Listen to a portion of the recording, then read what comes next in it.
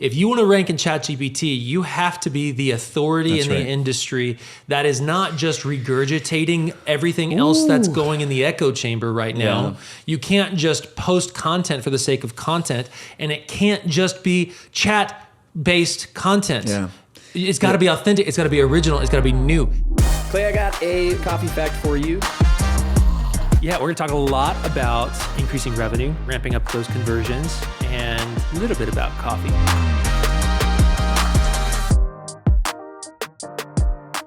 Clay, I got a coffee fact for you. Bring it. I'm grateful, first of all, that we are in the 21st century because back in the 16th century, Ottoman Empire, we're really taking it back there. Ooh, Turkish. Yep. A woman could legally divorce her husband if he failed to provide her with a daily quota of coffee. No. It was considered that it was essential to daily life. Oh my gosh. You know, I feel like there's not that written rule now, but I think there is an unwritten rule in our current society. Some wives would agree with you. Must provide daily quota. we had our second, and she's now at the time of this recording 5 weeks old. Yep. And you better believe I had a daily coffee for my wife after. Smart man. After that. So thank God we're in the 21st century. And there's grace. There's grace. Jesus, we love you. And welcome back to another episode of Coffee and Conversion, where we're going to talk about all things marketing, revenue, converting leads, a lot of AI content, and a little bit about coffee, and not a lot about the Ottoman Empire. Yeah, I think that's the last thing we're going to talk about. That hopefully forever. Yeah. I like your mug today, mug of choice. It is important. You've got to trust God and chill. Amen. That's a good word for the day. You know what is also good for word for the day? AI, chatbots, and ranking. Ooh, all right. What I would just say is normally you hear the word AI and chatbots, but you don't hear ranking in that same category. So we're diving into, drum roll. Are you saying it or am I saying it? Oh, I was doing the drum. Okay, cool. All right. How to rank in a chatbot. Okay, so this is probably the one tool. When I was doing research on this, I was like, no one's talking about this. And one of our clients who has never run an SEO campaign in their history of 80 years in business, they are not ranking on Google. They do they've done about $700-800 million. Okay. And they are ranking in ChatGPT. Okay, so let's work backwards. How does this happen? Right. And what are we seeing across the spectrum? How do you get someone to rank in ChatGPT when you're asking it a question? Yeah. How do you get them back? Well, then, sorry, the first question, I know we need to dive in, but like, I think the first question people might be thinking here is how do you not rank on Google and rank in chat? Ooh. Right? Yeah. And I think this is where you're headed, but that's what comes into my brain. Absolutely. All right. So why do we go to ChatGPT? I mean, you have to be that annoying, like 4 or 5-year-old that says why to everything. Why, daddy? Why? And so let's just ask, why do we want to rank in ChatGPT? It's because people are using it not as a search engine, because we're not doing research anymore. No. We just want immediate answers. Yeah. So what ChatGPT, the algorithm, however, I'm not that smart, but what I do know is that those systems are designed to produce the results that are as accurate as humanly possible. And that key word there is accurate. Yeah.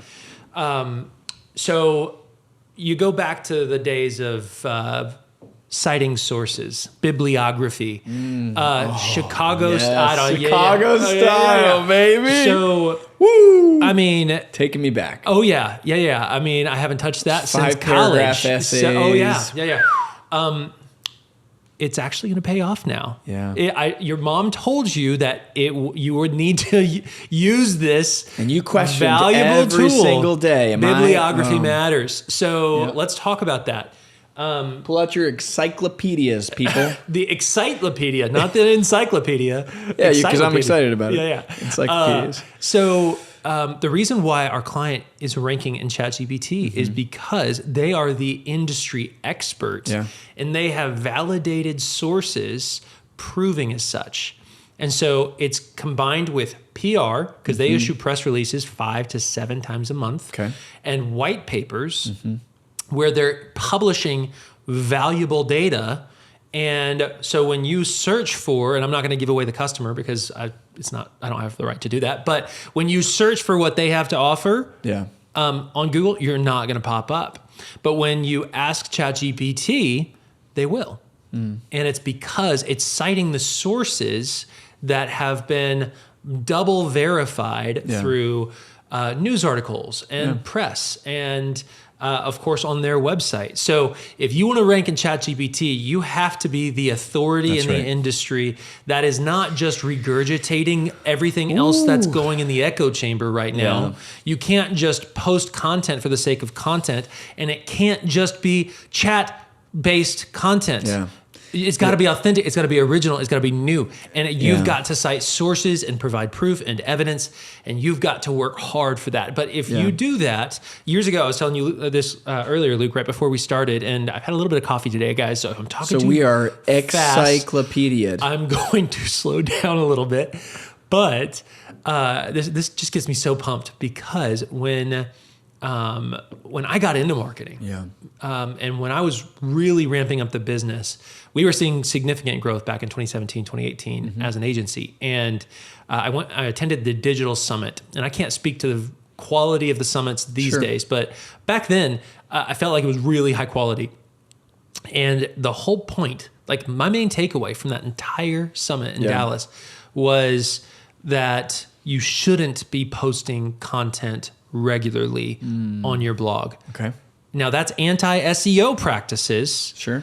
But what they were saying was it's far better for you to produce something that's authentic, highly curated, highly original once a year versus posting 10 articles a month. That's the same thing everybody else is saying. If you had to choose, go once a year. Go once a high year. Quality. And for them, if I remember correctly, it was like the annual marketing industry report. Yeah.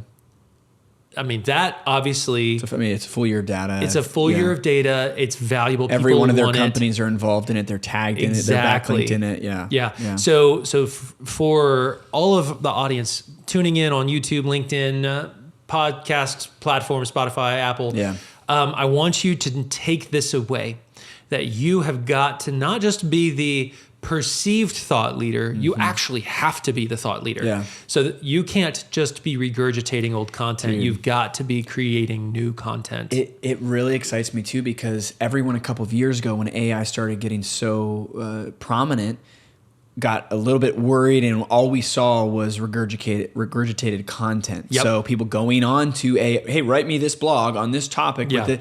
And so you just see you get stuck in this vortex of the same content over and over again. But what is amazing is that because of all of that, it's actually easier now more than ever to self-identify out of it based on, let me show you the proof. And this comes back to some story brand marketing that we've talked about, is you need to lean actually more on your authority now than ever. Now, we're not saying to go, like just in this conversation we're having, we're saying, hey, lean on your authority, show the proof, tell the story from the testimonials from your customer's perspective. Take me through the data from when you went from how you took a customer from X to back to A or whatever, right? Like we need to be able to show that. And so it's easier now more than ever to be able to do that. In the sense that just show your proof, show what you have done, and tell those stories. And so you don't have to go think of something new to do and to breach the market. Just tell the stories that you've always been able to win. The same boring. Oh my gosh. Good business stories. Could you imagine?